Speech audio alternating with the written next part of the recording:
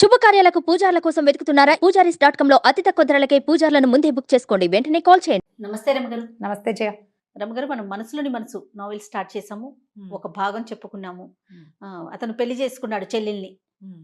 అరుణ చెల్లెలు అరుణ సుశీలని సుశీలని రాజా పెళ్లి చేసేసుకున్నాడు. రాజారావు ఆ పెళ్లికి వచ్చాడు. పెళ్లికి వస్తే ఆవిడ ఆ పెళ్లిలో ఇలా పెద్దమ్మాయి మంచిది కాదని, చిన్నమ్మాయిని చేసుకున్నావని ఇలా రకరకాలుగా అసహ్యంగా పిచ్చి పిచ్చి మాటలు మాట్లాడింది ముసలావిడే. మాట్లాడితే ఇతను వాళ్ళ నాయనమ్మతో చెప్పాడు, గ్రాని అరుణని పెళ్లి చేసుకుని చూపిస్తాను నీకని గ్రానీకి చెప్పాడు. కానీ ఆవిడకి ఒళ్ళు మండిపోయింది. వీడేమో తన మాట వినని వాడు. ఆ అమ్మాయి తనని ధిక్కరించింది. సారీ చెప్పండి, ససేమిరా చెప్పననేసింది.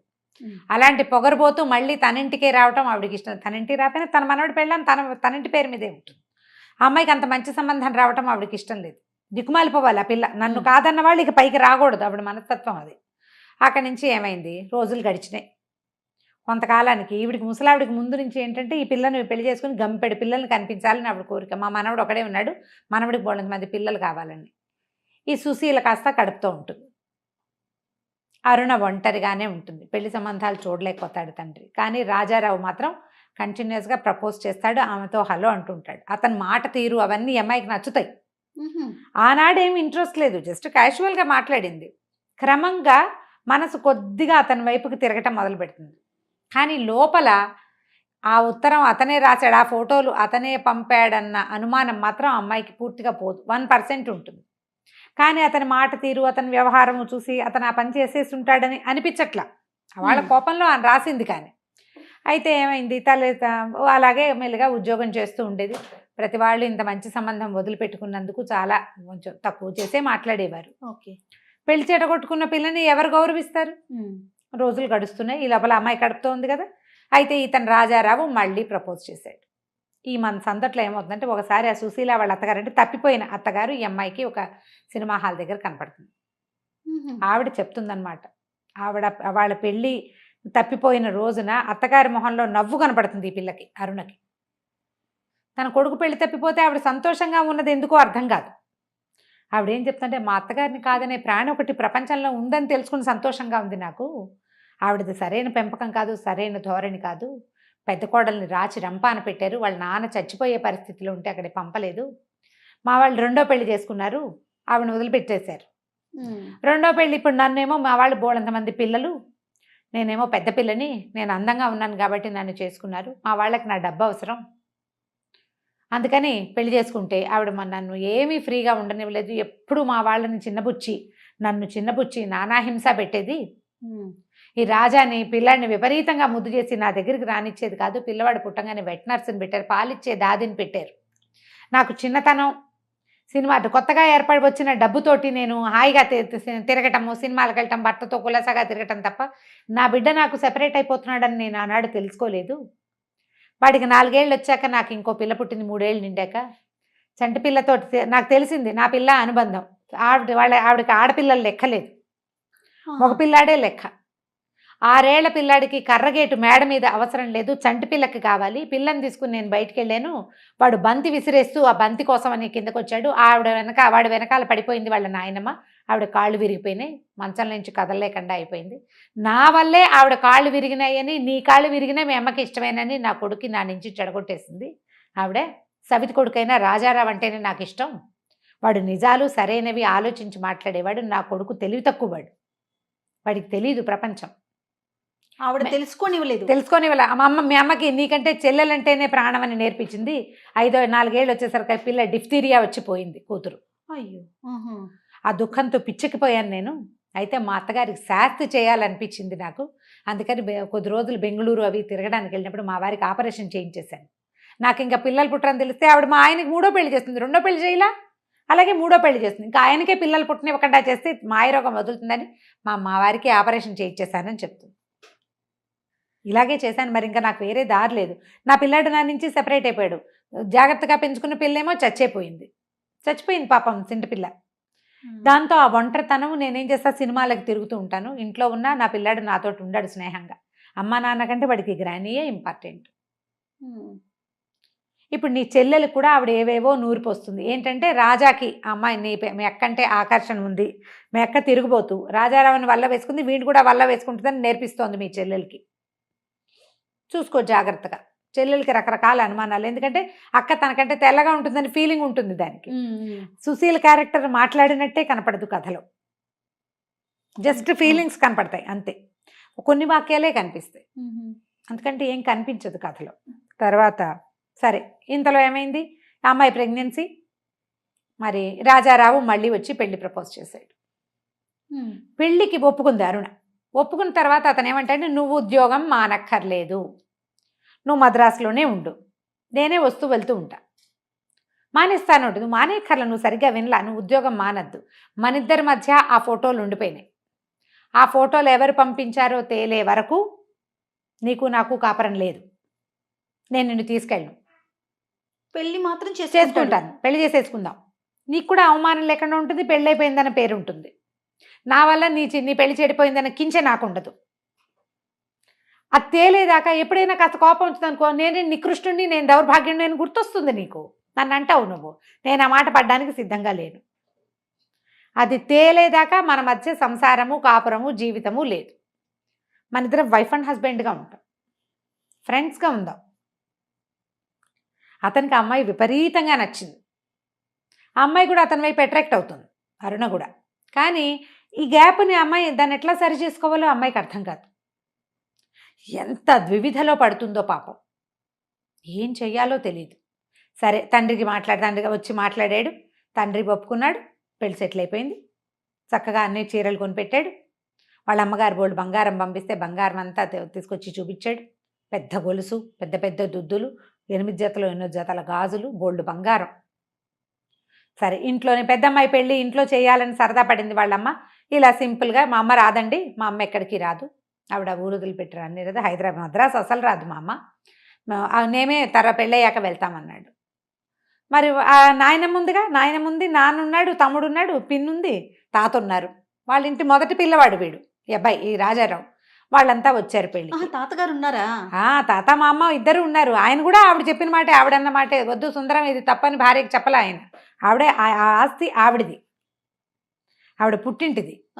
ఆవిడ తండ్రి ఆయనకి ఇంగ్లీషు, హిందీ దొరసానని పెట్టి ఇంగ్లీష్ చెప్పించాడు, ఇంగ్లీష్ మాట్లాడుతుంది ముసలావిడ. జడ్జి గారు ఒక అబ్బాయిని ఇచ్చి పెళ్లి చేసి ఆ పిల్లాన్ని లాయర్ చదివించి జడ్జి చేయించారు. ఆయన పుట్టిన కొడుకు ఆనందరావు గారు, ఆయన కొడుకులు ఈ రాజా అండ్ రాజారావు, ఆనందం గారు ఆయన పేరు. అక్కడి నుంచి తాత వాళ్ళు వచ్చారు, పెళ్ళికి వెళ్ళిపోయారు, అయిపోయింది. ఈ అమ్మాయి కాపురానికి వెళ్ళదు అనే విషయం వీళ్ళ అమ్మా నాన్నకి అర్థమైంది. కావాలని చేసుకున్నావు కదా, మొగుడుతో ఎందుకు వెళ్ళవు అంటారు వాళ్ళు. ఈ ఉద్యోగం పిచ్చేమిటంటారు, ఇక్కడేం ఆకర్షణలు ఉన్నాయో అంటుంది ముసలావిడ. తన మనవడికి వలేస్తోంది ఇంకా అని మనవరాలికి హింటిస్తుంది. ఈ మద్రాసులో ఏవో ఆకర్షణలు ఉన్నాయి, అందుకే వెళ్ళాలి ఆ కాపురానికి, అదే కదా చెప్పుకుంటారు. ఎంత లైవ్లీగా ఉంటుందంటే ఆ సంభాషణ, ఆ కథ నడిపే తీరు, నిజంగా జీవితాలు మన పక్కనే జరుగుతుంది, మన ఇంట్లోనే ఈ కథ జరుగుతున్నట్టుగా అనిపిస్తుంది. అంత లైవ్లీగా ఉంటుంది, ఎక్కడ కృతకము డ్రామాటిక్గా ఏది ఉండదు, అంత బాగా నడిపిస్తారు. అక్కడి నుంచి సరే ముందు రాజమండ్రి తీసుకెళ్తాడు వాళ్ళ అమ్మ దగ్గరికి. ఆవిడ దగ్గర ఒక 2-3 రోజులు ఉంటారు. ఆవిడ కొత్త దంపతులు కదా అని ఒక గది కేటాయిస్తే అందులో ఉన్న మడత మంచం వేసుకుని పడుకుంటుంది. అమ్మాయి క్లోజ్గా అయ్యే అవకాశాన్ని అతను ఇవ్వడు అసలు. బెంగళూరు అవి తిరగడానికి వెళ్తారు, అక్కడ కూడా అతను సెపరేషనే మెయింటైన్ చేస్తాడు, కానీ ఈ అమ్మాయితోటి క్లోజ్ కాడు. కోపం వచ్చేస్తుంటుంది, ఒళ్ళు మండిపోతుంది. ఇప్పుడు అమ్మాయి చాలా చక్కగా అందంగా బొమ్మలా ఉంది, వాడికి ముందు నుంచి ఈ అమ్మాయికి అట్రాక్షన్ ఉంది, తనతో క్లోజ్ అవుతాడు అనుకుంటుంది. ఆహా, ఆ ఉత్తరం పేరెత్తుతాడు. ఎప్పుడో రేపమన్నాడు, నువ్వు నన్ను దౌర్భాగ్యుడు అనుకుంటే నేనేం చేయాలి మరి? సరే ఇంకేం చేస్తారు, తల్లి తండ్రి ఎవ్వరికీ ఈ అమ్మాయి పద్ధతి నచ్చదు. అమ్మాయిదేం లేదు, అంతా అతనిదే ఉంది, కానీ చెప్పడు అతను. అరుణ మా అన్నందండి అని చెప్పేస్తాడు. ఆఖరికి ఎంతో ప్రేమగా ఉండే ఆ భాస్కర్ ఆఫీస్లో ఉండేవాళ్ళు కూడా వాళ్ళకి రాజారావు చాలా మంచివాడు, నీకే బుద్ధి లేదంటారు. తను రాసిన ఒక్క ఉత్తరం ఇట్లా అమ్మాయి నెత్తి మీదకి ఉంటుంది. సరే కొన్నాళ్ళకి చెల్లెలకో కొడుకు పుడతాడు, పిల్లవాడు పుడతాడు. ఆవిడ కనపడతారు లక్ష్మీదేవి గారు, మళ్ళీ అత్తగారు, కూతురు చెల్లెలు అత్తగారు. ఆవిడ మాట్లాడతారు. ఆవిడకి ఏమవుతుందంటే పాపం వాళ్ళ తమ్ముడిని బాగా చూసుకుంటుంది. ఇది కొడుకు మీద ఆశ లేదు కదా, అతను నక్సలైట్లో చేరాడు, అతన్ని కాల్చేశారని వార్త వచ్చింది. ఆవిడ చాలా దుఃఖంలో ఉంటారు. ఏం హెల్ప్ చేస్తారు, ఎవరైనా చేయగలిగేది ఏం లేదు. అప్పటి పరిస్థితుల్లో అది కూడా ఉందని చూపిస్తారనమాట, దేశకాలమాన పరిస్థితులు చూపించడానికి. పిల్లవాడికి భారతాలో నామకరణం చేస్తారు, ఉయ్యాల్లో వేస్తారు. సుందర్ రాజారావు ఏదో పెడతారు పిల్లవాడికి పేరు, అదే గుర్తుంది లీలగా. అయితే ఫంక్షన్కి వెళ్తుంది సుశీల కూడా వెళ్తుందండి. సుశీల, అరుణే వెళ్తుంది. సుశీల Sorry, ఫంక్షన్ అరుణ. అరుణ వెళ్తుంది. మరి ఆ ఇంటికి పెద్ద కోడలు కదా ఇప్పుడు, అదేలేండి. అమ్మాయికి అక్కయ్యే కాదు, ఆ ఇంటికి పెద్ద పెద్ద మనవడి కోడలు. భార్య, వెళ్లాల్సిందే. వెళ్తుంది, ఏదో పిల్లాడికి పాట పాడుతుంది. నేను వెళ్ళటలేదండి అని చెప్పగానే చెల్లెలు ఆగి వింటూ ఉంటుంది ఆ మాట. దాని మనసులో ఏం ఉద్దేశాలు కలుగుతాయో ఈవిడికి అర్థం కాదు. ఇలా కొన్ని రోజులు గడిచాక ఒక విరక్తి పుట్టేస్తుంది అరుణకి. నేను ఎవ్వరికీ పనికి రాకుండా, మా అమ్మా నాన్నకి నా మొహం గిట్టదు, చెల్లెలకి నా మీద అనుమానం. ఆ ముసలావిడ చుట్టాల పక్కాల్లో అందరిలో నేను కుక్కముట్టనుకుంటానని ఏవో పిచ్చివాగుడు వాగి ప్రచారం చేస్తుంది. అత్తగారు అంటి ముట్టినట్టు ఉంటారు. భర్త తన దగ్గరికి రానివ్వడు. ఆఫీస్కి వెళ్తే ఆఫీసులో వాళ్ళు కాపురం లేకుండా ఇలా తిరుగుతోంది. ఆ పెళ్ళేమో చెడగొట్టుకుంది, చేసుకున్న పెళ్ళేమో నిలబెట్టుకోవట్లేదు. ఈ ప్రెషర్కి తట్టుకోలేకపోతుంది. ఉత్తర దేశ యాత్రలకి వెళ్ళిపోవడానికి రెడీ అవుతుంది చిన్మయ మెషిన్ వాళ్ళ ద్వారా. ఓకే. కొంతమంది వెళ్తున్నారు, వాళ్ళతో పాటు తను కూడా వెళ్ళటానికి అన్ని ఏర్పాట్లు చేసేసుకుని టికెట్ బుక్ అయిపోయాక అప్పుడు చెప్తుంది తండ్రికి, తల్లిదండ్రి నెత్తి నూరు కొట్టారు, తీర్థయాత్రలకు వెళ్తాం ఏమిటి, మొగుడుతో వెళ్ళాలి, కొత్తగా పెళ్ళైన పిల్లవి హాయిగా ఉండాల్సిన జీవితం, ఉత్తర దేశ యాత్రలకి సన్యాసులతో కలిసి వెళ్ళటం ఏమిటంటారు. ఏమైనా సరే వాళ్ళ అమ్మ తిడుతుంది, ఆవిడ నిన్నేదో అంటోంది, నువ్వు ఆ మాటలను నిజం చేసేలాగా ఉన్నావు, అసలు ఎవరితో వెళ్తున్నావు నువ్వు. వాళ్ళ అమ్మకి ఏం డౌట్ వస్తుంది, నిజంగానే తన పిల్ల ప్రవర్తనలో ఏదైనా తేడా ఉందేమో అనిపించేస్తుంది. బుద్ధిమంతరాలు అనుకుంటే ఇట్లా చేసావేంటంటే తండ్రిని పట్టుకుని ఏడుస్తుంది. నేను ఉండలేను, నాకు మనసు బాగుండలేదంటే. ఇలా బొగిలి బొగిలి ఏడిచే పిల్లని ఏమనాలో అర్థం కాదు ఆయనకి. బుద్ధిమంతురాలు మామూలుగా, ఏం చెప్పలేకపోతుందో ఆయనకు అర్థం కాదు. అక్కడి నుంచి బయలుదేరి వెళ్ళిపోతుంది, ట్రైన్ ఎక్కేస్తుంది. ఢిల్లీ వెళ్ళేసరికి అమ్మాయికి జ్వరం వచ్చేస్తుంది. అరుణ బాగా ఫీవర్ వచ్చేస్తుంది. ముందుకి ఫర్దర్గా జర్నీ చేయలేరు. అయితే ఈ వచ్చిన వాళ్ళలో చిన్మయ మెషిన్కి సంబంధించిన ఒక బ్రహ్మచారి, ఒక స్వామీజీ ఉంటారు. ఆయన ఈ అమ్మాయి కేర్ టేకింగ్ చేస్తారు. కేర్ టేక్ చేసి ఆ చోట ఎక్కడో పెడతారు. వాళ్ళవి చిన్మయ వాళ్ళవే హాల్స్ బోర్డులను ఉన్నాయి కదా ఆశ్రమాలు, అక్కడ ఆగిపోతుంది అనమాట జ్వరంతో. ఆయన ఎంతో సేవ చేస్తారు. ఏం చెప్తారంటే, నేను ఎవరిని మీకు అంటే ఎవరికి కాదు, ప్రపంచంలో సంబంధ బాంధవ్యాలు ఉండక్కర్లేదు, అంతా భగవత్ సృష్టి. నేను నీకు సహాయం చేస్తే నాకెవరో సహాయం చేస్తారు, భగవంతుడు నాకు మేలు చేస్తాడు, నీకు నాకు బాంధవ్యం అవసరం లేదమ్మా అని చెప్తే అమ్మాయికి స్వామీజీ ఆ మెషిన్లో చేరిపోవాలనిపించేస్తుంది. ఇంకెందుకు, జీవితం ఏముంది ఇక్కడ, ఏం లేదు, అన్ని బాంధవ్యాలు ఏమీ విలువలేనట్టుగానే ఉన్నాయి. అక్కడే ఉంటుంది కొద్ది రోజులు, ఒక 3-4 రోజుల పాటు ఉండిపోతుంది. అయితే ఏమవుతుంది, ఇంతలో ఒక పూట ఎవరో అడుగుతుంటారు, మిసెస్ అరుణ రాజారావు రేడియోలో పనిచేస్తున్నారు, ఆవిడ ఇక్కడ ఉన్నారా అని అడుగుతుంది. భర్త గొంతు వినపడుతుంది. తీరా చూస్తే తను పరిగెత్తుకొచ్చేస్తాడు. భర్త వచ్చేస్తాడు. రాజారావు వచ్చి, ఇలా నన్ను వదిలిపెట్టి పారిపోదాం అనుకుంటున్నావు, సన్యాసులో కలిసిపోదాం అనుకుంటున్నావా నువ్వు అంటే, అమ్మాయికి ఏం చేయాలో తెలియదు. ఇతని నుంచి పారిపోవటానికే కదా, నేనేం చేశాను, అతని వల్లే కదా ఇదంతా జరిగింది. అవునవును. సరే ఏం చేస్తాడంటే, నువ్వు ఏదైనా తాగుదు కానీ ఉండు అని చెప్పి పాలు తాగటానికి పాలు బ్రెడ్ పట్టుకొస్తాను, నేను చూసుకుంటాను అని చెప్పి ఆయన చెప్తాడు. ఆ స్వామీజీకి ఒక ఉత్తరం ఇస్తాడు. ఈ ఉత్తరం చదువు, నేను ఇప్పుడే మనకి ఫ్లైట్కి టికెట్ అరేంజ్ చేసి వస్తాను, నీ టికెట్ మీద వేరే వాళ్ళని ఎవరైనా తీసుకెళ్ళేందుకు అరేంజ్ చేసేస్తానని చెప్పి వెళ్తాడు. ఈ ఉత్తరం తీస్తుంది అమ్మాయి. ఆ ఉత్తరంలో ఒక రాయబడిన చేతి రాత విషయం చదువుతుంది అనమాట. వాళ్ళ అత్తగారు రాసింది అది. రాజారావు వాళ్ళ అమ్మగారు రాసిన ఉత్తరం. ఆవిడ ఏం రాస్తారంటే, ఆ ఉత్తరం చదువుతుంటే ఉంటుంది, ఒక వ్యధ, ఒక వ్యక్తి అపరిమితమైన దుఃఖానికి లోనైన వాళ్ళు, వాళ్ళకి పగ తీర్చుకోవాలనిపించేస్తుంది ఏదో ఒక బలహీనమైన క్షణంలో. ఒక బలహీనమైన క్షణంలో నేను ఈ పని చేశాను, ఆ ఫోటోలు పంపింది నేను అని రాస్తారు. కోపం, ఉద్రేకం. నిన్ను ట్రైన్ ఎక్కించిన రోజు రాత్రి, అంటే ఆ పద్మ పెళ్లి నుంచి అరుణని ట్రైన్ ఎక్కించిన రోజు రాత్రి వాడు ఇంటికి వచ్చి చాలా ఫీల్ అయ్యాడు. నా కొడుకుని సూదంటు రాయిలాగా ఆకర్షించింది ఒక పిల్ల. ఆ పిల్లని మా అత్తగారు లాగేసుకుంది ముందే. నా కొడుక్కి జీవితం లేకుండా చేసింది, నాకు జీవితం లేదు. నేను భర్త పెళ్ళైనప్పుడు వీళ్ళకి బాగా డబ్బులు ఉన్నాయని, చాలా గొప్పవాళ్ళని, మా నాన్న ఒక్కతే పిల్లనని ఆస్తంతా అమ్మి బంగారం పెట్టి పెళ్లి చేశాడు. మా నాన్నకి తీవ్రమైన అనారోగ్యం. పిల్లవాడు పుట్టిన తర్వాత నన్ను పురిటికి కూడా పుట్టింటికి పంపల. వాడికి సంటి పిల్లాడప్పుడు మా నాన్న చచ్చిపోయేటట్టుగా ఉంటే పిల్లాడిని అట్టె పెట్టుకుని ఆవిడ తల్లిని పంపించేది. పాలు తాగే పిల్లాడు ఆవిడ దగ్గర ఉండిపోయాడు. పాలిచ్చే తల్లి పిల్లాడికి పాలు లేకపోతే ఎట్లా అనుకోలే. తర్వాత మా నాన్న పోయారు, నన్ను ఇంటికి రానివ్వల. పిల్లాడు చచ్చిపోయేందుకు సిద్ధంగా ఉన్న పసిబిడ్డను మాత్రం నాకు పంపించారు. అప్పుడు వచ్చి మా వారు నా దగ్గర 6 నెలలు ఉన్నారు. నా జీవితంలో, నా వైవాహిక జీవితంలో నేను సంతోషంగా ఉన్నది ఆ 6 నెలలే. 6 నెలల తర్వాత ఆవిడ చావు డ్రామా ఆడి నా భర్తను వెనక్కి పిలిపించేసుకున్నారు. ఇక విడాకులకి చాలా గోల్ చేశారు. పిల్లాడిని నా నుంచి లాక్కోవడానికి ఎంతో ప్రయత్నం చేశారు. ఏమైనా సరే పిల్లవాడిని మాత్రం నేను ఇవ్వనన్నాను. చివరికి నాకు విడాకులు ఇచ్చారు. నా పిల్లాడు నా దగ్గరే ఉండిపోయాడు. ఆయనకి మళ్ళీ పెళ్లి చేశారు. ఇంకో కొడుకు పుట్టాడు. కూతురు కూడా పుట్టింది. పిల్లాడు కాస్త కూతురు కాస్త చనిపోయింది. పిల్లవాడు కాస్త 7th క్లాస్ 8th క్లాస్కి వచ్చాక వాడిని లాగడానికి విశ్వ ప్రయత్నం చేశారు. వాడికి డబ్బు ఎర్ర చూపించడానికి మా వారి ద్వారా పిల్లాడిని అక్కడికి తీసుకెళ్లారు. వాడు కళ్ళల్లో ప్రాణాలు పెట్టుకుని 8th క్లాస్ తప్పి 1 సంవత్సరం వృధా చేసుకుని మళ్ళీ నా దగ్గరకు వచ్చాడు. తర్వాత నా దగ్గరుండి చదువుకున్నాడు. నా జీవితం అంతా వృధా అయిపోయింది మా అత్తగారి వల్ల. వాడు నువ్వు నచ్చావు వాడికి, కానీ అప్పటికే రాజాకి నువ్వు ఓకే అయిపోయావు. నేనేమీ చేయలేకపోయాను. ఆ తర్వాత కొద్ది రోజులకి పద్మ పెళ్లి ఫోటోలు మా దగ్గరికి వచ్చినాయి. ఆ పెళ్లి ఫోటోల్లో ఆ కనపడిన 2 ఫోటోలు ఇంత బాగున్న జంటని విడదీయటానికి ఎవ్వరికీ హక్కు లేదనిపించింది నాకు. కోల్పోయిన నా జీవితం అంతా నా కంటి ముందు కనపడింది. నా కొడుకు కూడా జీవితాన్ని కోల్పోవాలా అనిపించింది. ఆ 2 ఫోటోలు నేనే పంపించాను మా అత్తగారికి. మీరు ఎందుకు ఆలోచించలేదు? ఈ ఫోటోలు పంపడానికి వాళ్ళ అడ్రస్ తెలిసిన మనిషి ఇంకొకళ్ళు ఉండే అవకాశం ఉందని నువ్వు ఆలోచించలా, నా కొడుకు ఆలోచించలా. కానీ ఆ ఫోటోలు పంపించిన మరుక్షణం నుంచి నేను ఎంత తప్పు చేశానో, ఒక ఆడపిల్ల జీవితాన్ని ఎంత దుర్భరం చేసేసానో అని నన్ను నేను క్షమించుకోలేకపోయాను. చాలా నరకం అనుభవిస్తున్నాను. నువ్వు పెళ్లి చేసుకుని మా ఇంటికి వచ్చిన తర్వాత నువ్వు వాడితోటి సరిగ్గా లేవు అనే సంగతి నా మొదటి రోజు రాత్రే నాకు తెలిసింది. నీకు వాడికి సంబంధ బాంధవ్యాలు లేవు, మీరు ఇద్దరు భార్యాభర్తలుగా జీవితం గడపట్లేదనే సంగతి నాకు అర్థమైంది.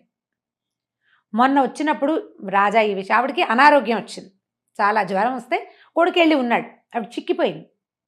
ఆ మాటల మధ్యలో అరుణ ఎందుకు రాదు అని ఆవిడ ప్రశ్నించేసరికల్లా అతను ఈ విషయం చెప్పాడు తల్లికి. ఆ తర్వాత ఆవిడ నేను ఒక ఉత్తరం రాసిస్తాను, నన్ను చూడడానికి వచ్చాడు రాజా, నా కొడుకే నా దగ్గరకు వచ్చాడు, వాడికి నేను ఉత్తరం రాసిస్తానని చెప్పాను అని చెప్పి, నువ్వు చదువు అని చెప్పాను. వాడి ఉత్తరం చదివే ఉంటాడు, చదువుతాడు ఖచ్చితంగా. నువ్వు కూడా ఉత్తరం చదువు, మీ మధ్య అపార్థాలు తొలగించుకోండి అని రాస్తారు. నన్ను క్షమించు. ఆ ఉత్తరం చదివేసరికి నిర్ఘాంతపోతుంది.